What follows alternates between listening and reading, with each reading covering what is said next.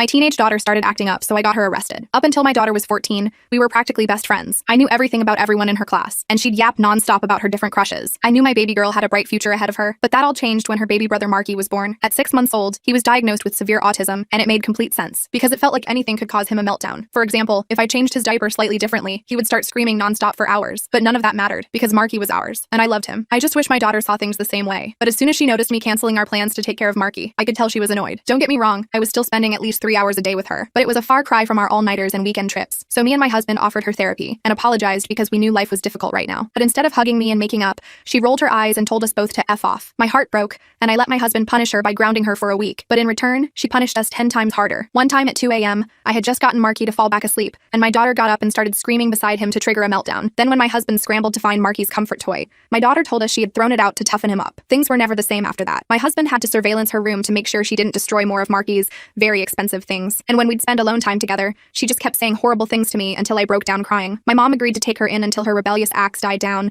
and after a few weeks, it really felt like my daughter was back to normal. For the first time in months, I let myself believe things were getting better. But that hope shattered the night I woke up at 4 a.m. to check on Marky, because his bed was empty. My stomach twisted, and me and my husband began frantically searching the house, and that's when I looked outside my window. In our front garden, I saw Marky, shivering on the ground with something in his mouth. We rushed outside, and his skin felt ice cold, and his mouth was stuffed with a rag so we couldn't hear him crying. We ran inside to heat him up while my husband called an ambulance. He had severe hypothermia, so he was wheeled into the hospital room and CPS was called. I was hyperventilating the entire time and my whole body was shaking. Deep down, I already knew who did it. I just couldn't bring myself to accept it. But then my phone buzzed with a text from my daughter. "I told you he was a burden. Now do you believe me?" I just sobbed into my husband's arms, and when CPS came to question us, I told them everything, including about my daughter. Long story short, I let them arrest her, and she was charged with attempted murder. She's now facing 6 years in a juvenile detention center.